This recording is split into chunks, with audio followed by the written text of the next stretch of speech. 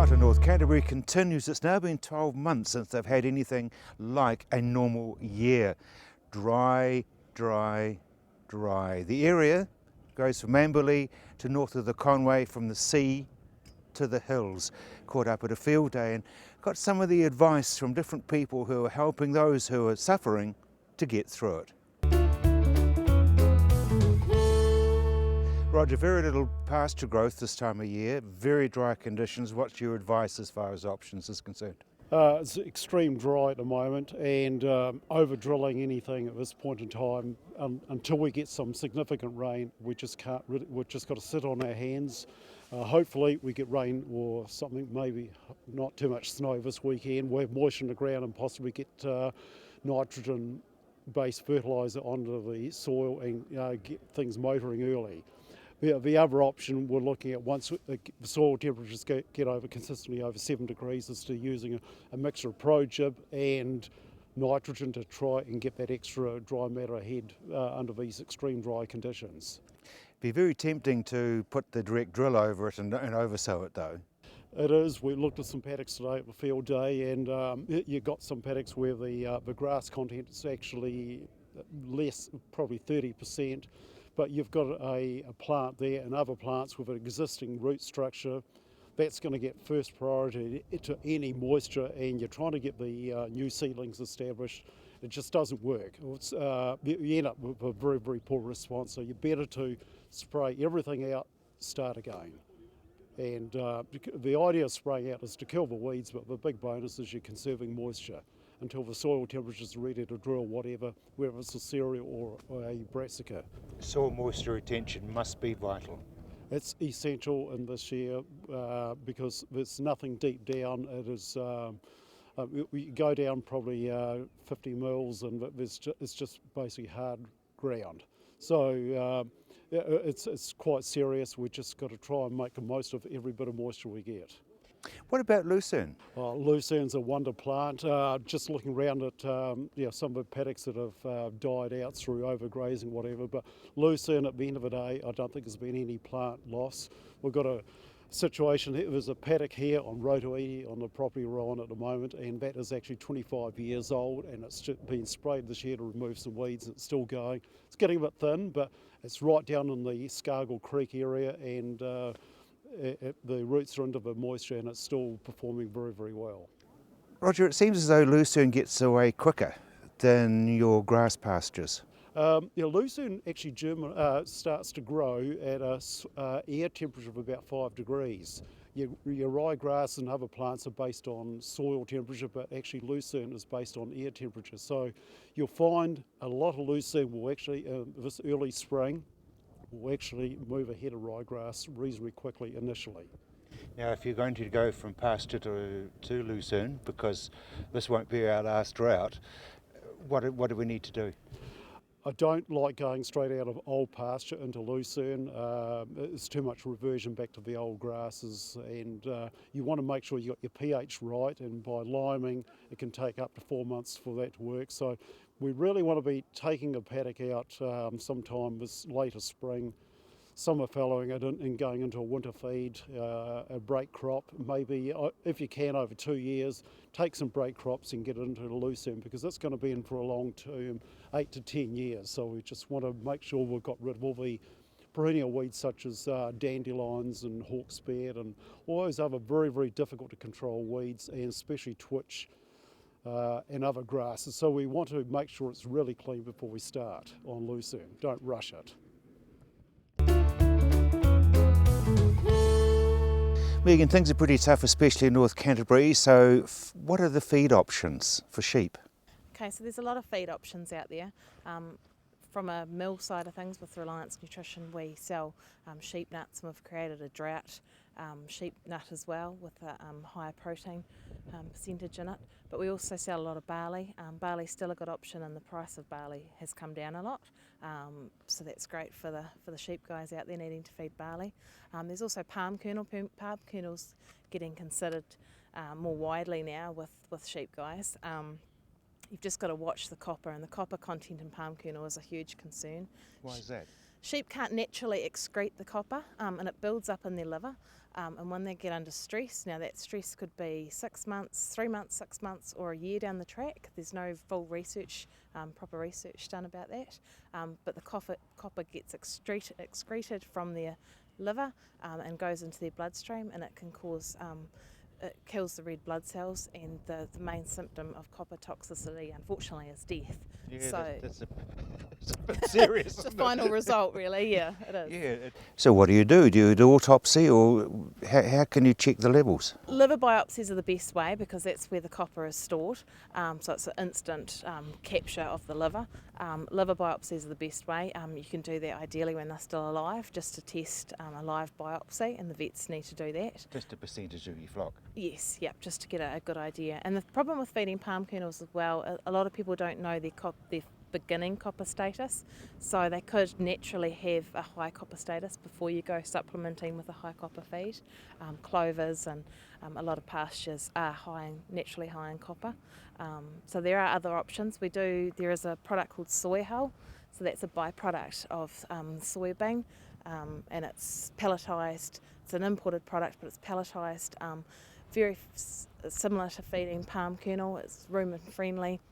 It's about half the copper content of palm kernel, so it's a lot safer to feed. Nice rumen friendly product. Doesn't have any vitamins and minerals in it, but it's a high NDF, about 67% NDF, and it's a really good. NDF being? The fibre value of the feed, really, yeah. What about the EME values? You're looking at about 11 ME, so still quite high in ME. It's good feed value, really. And they also, you compare soy hull to palm kernel on paper, and they're very similar. But the way the soy hull is processed in the rumen, it's a lot more rumen digestible than palm kernel. A lot of palm kernel has to get broken down in the small intestine, but the soy hull will break down in the rumen, so it's quickly absorbed and quickly more turned into energy. So it's processed a lot better. Yeah, it's processed a lot better, yes, exactly. Yeah. You also have barley as an option. Yes, yep, so you've got the whole barley. The main concern with whole barley is you just have to introduce it gradually. There's that 7 to 10 day build up really on when you need to feed. Gradually build it up. You wouldn't go and offer a sheep 150, 200 grams of barley on day dot. So you need to build that up over that 7 to 10 days. There's also, there's on average about 15% screenings in barley. So about 15% doesn't get utilised and it passes through the sheep. But with barley price coming down, it's definitely a good option. But then also if you're paddock feeding it, when we are getting a little bit of moisture, there can be a lot of wastage as well with the sheep trampling into the soft ground. And you mentioned sheep nuts. Yes, so we make a 12mm sheep nut, so it's a nice big sheep nut, great for paddock feeding. You don't get hardly any wastage with it. It's got a full mineral pack in it. It's wheat and barley based, so it's high starch, great for that mating and feeding right up to lambing stage. You can feed it definitely through lambing if the ewes have been fed it for a long time, through that lambing, and then lambs will start nibbling on it as well. And we can make it into a smaller pellet for lambs, or to be fed through an advantage feeder for lambs. Vegan, I guess price is a real big issue as far as the farmers are concerned. Yes it is, yeah, and it all comes down to price, and there's not a lot of spare money around at the moment, so it's just trying to work with and a lot of what I do at the moment is trying to work with what a farmer requires on feed, if they're needing energy or a filler, or if they're needing to put condition on, or if they're wanting ewes to produce more milk. So it's really customising and finding a feed that works with their budget that's going to be the best value. So you do all that as part of your services? Yes, we do, yeah. So a lot of it's over the phone, but I'm only a phone call away to get out on farm as well. And we've got actual nutritionalists that work for us in our mill, so they formulate our feeds, and they're only a phone call away, and we can get them out on farm as well, but that's part of our service. I'm really impressed because you said that you looked at North Canterbury and there was a drought problem, and so you went ahead and devised a special sheep nut for them. Yeah, we just wanted to try and formulate something. A lot of farmers are needing a bit higher protein, especially for their multiples, so any ewe that's carrying twins or more, they're needing a bit higher protein. So we've formulated two drought nuts. One's a 12% protein and one's a 15% protein. The 15% seems to be our biggest seller. And we've got a tiny bit of soy hull, a tiny bit of palm kernel, and a little bit of soy hull in there just to try and keep that price back. But the majority of it is barley and wheat, plus all your full mineral pack. And it's just designed to be a bit cheaper, really. Yeah. So the bottom line is that you're getting on with intensive feed. You are, yes. And with ewes being heavily in lamb, you're trying to get, the feed value. You may need to feed them from a feed value wise. They may need 3 kgs of a good quality, say, lucerne hay. Now, you carrying twins will not be able to physically eat 3 kgs of hay. So it's all about trying to find a rich, dense feed, something that's high in ME but low in volume. So that's where your sheep nuts come in. There's a ratio, isn't there? Was it 3% of a ewe's body weight that it can eat? Yeah, 3% of their body weight is on average what a ewe will eat. So yes. Or should eat. Or should eat, yeah, if it's available. Yeah, and if she's got room, yeah. Dan, North Canterbury, it's been a very long 12 months as far as drought is concerned. It has. It's been a long, tough stint. I guess we're hoping that we get a bit of a spring to get us out of it, but that still remains to be seen. But it's still there on the cards, so we're not past it yet. Morale seems pretty high. It does. I guess everyone talks about the resilience of the farming community, and I think this area has really just shown that in spades this year. It has been an absolutely diabolical run, and people are still smiling and they're still laughing. Yeah, there's underlying problems there, but and there are some pockets of, I guess, sheer desperation, but the resilience is pretty amazing. So, and morale's still reasonably high. You're getting some amazing support for some pretty strange places. Yeah, we are. I know you've done a story with Grant Sylvester from Christchurch about his bit with the feed. That's lined up with some other stuff that we've had offered directly, and I don't know where that's sitting in numbers now, but I would pick it's probably not far off 1,000 bales of hay and baleage, which is bloody amazing, donated, and some pretty big cash donations which have gone towards the freight of that as well. So the Give a Little page that they set up, I think, has had over $6,500 last time I looked at it, and that's pretty outstanding. We obviously don't know what is in the future, but everybody seems to be sure that they're going to get through. Oh, well, we don't have much choice, do we? We will get through. We'll be in some sort of shape when we get to the end of it. There'll be some people who will be hit harder than others, I guess, and I'm asked quite often to put numbers around that, but it's pretty hard because everyone's so different. But there's the reality, particularly going forward, as with other agricultural industries at the moment, that some people will probably have to manage themselves out of the business, but the majority will get through.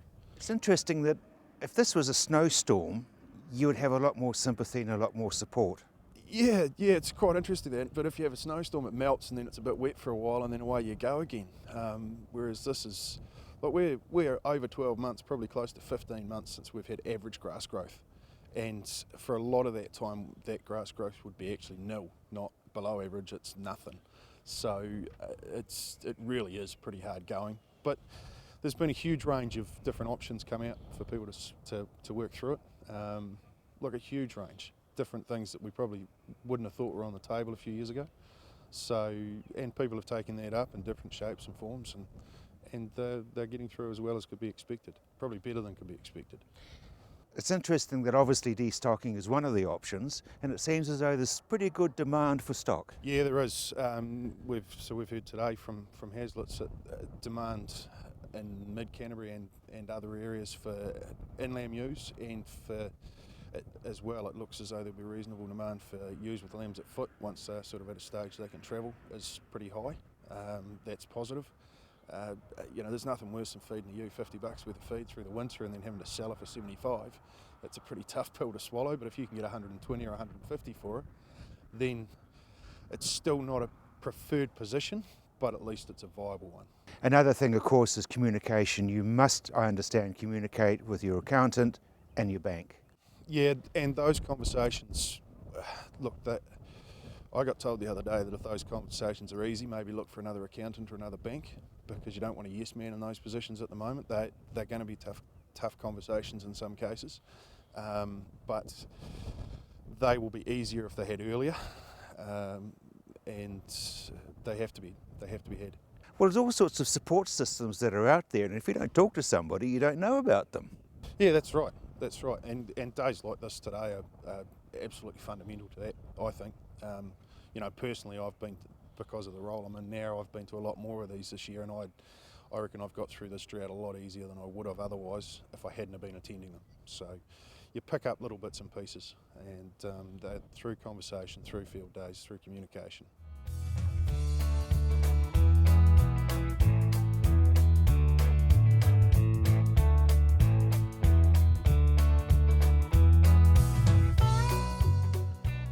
And all we can do is hope it rains.